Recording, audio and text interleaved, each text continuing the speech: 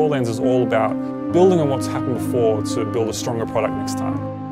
Like with any Borderlands game, it's a game that you can sort of play with some friends and sort of just hang out and have a fun time with and not take terribly seriously, because it's a game that doesn't take itself all that seriously. The first rule of drama is put interesting characters together and let them interact. And I think that's one of the things that Borderlands is very good at. We really want to kind of move the industry forward in a lot of ways.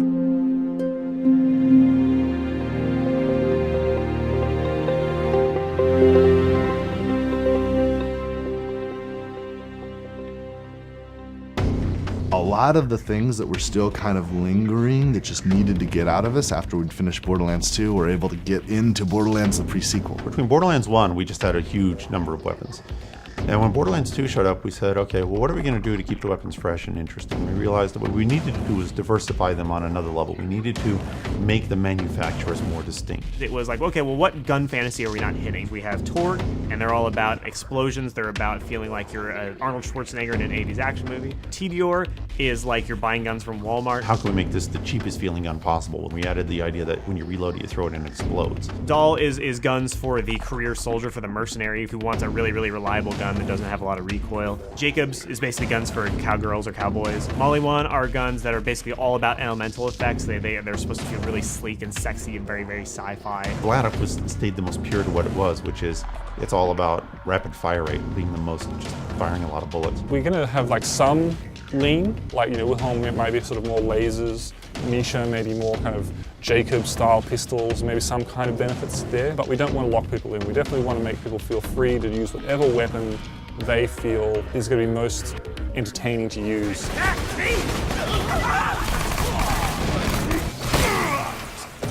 I don't know how they managed to get 2 Borderlands games in and not have lasers. The opportunity for us to be the guys that bring lasers to Borderlands, it's awesome. So laser guns are in and of themselves an entire weapon type. So there's 4 main manufacturers that have laser weapon types. As you move between the different laser manufacturers, it completely changes the type of weapon. Another one is the traditional Ghostbusters style beam weapon. Dahl is the blaster style, so think of your Star Wars Stormtrooper. Hyperion is more kind of like a railgun, so single shot, high damage, very accurate. And Tediore is kind of like a split beam, kind of like a laser shotgun. Elemental effects apply to all the weapons, so you can totally get a cryo laser where you're shooting at an ice beam, freezing a guy and shattering him in one go.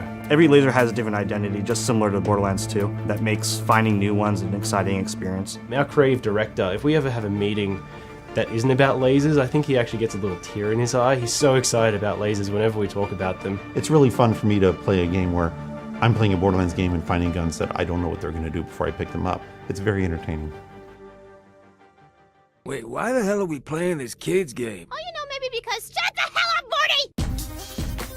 Fans are probably pretty knowledgeable about Borderlands and post-launch support, and this game's going to be no different. We're sort of talking a little bit about what else we could do. We want to have some more content-based DLC. We sort of want to. We're still finishing up the game, so we haven't got too deep into that. But we have had a history of supporting DLC, and I think really badass DLC. Tiny Tina really showed what you can do with a DLC pack, and we're interested to explore things like that, where we really turn things on their head and just have a lot of fun with what we can do with the DLC packs.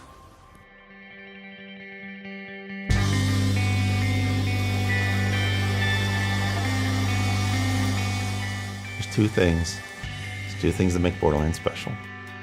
And one of them is math. You can figure out fun with math. There's a lot of the design, a lot of the gameplay, a lot of what happens is understanding where the fun is in the numbers.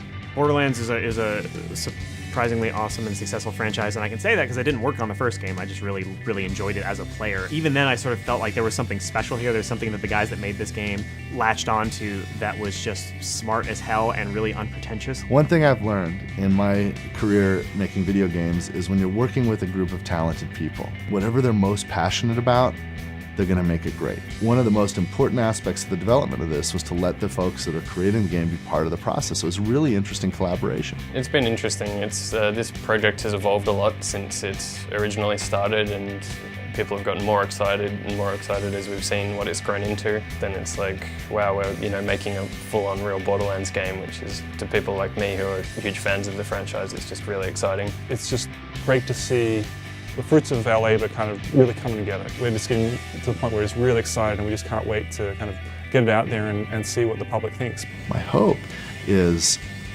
when we've launched Borderlands the pre-sequel, that maybe between our own minds and the people now down in 2K Australia, maybe some new exciting ideas will emerge for the future. And that is thrilling. It's the passion and the craziness and the freedom of the people who work here and letting them take this universe and make it their own, every one of them.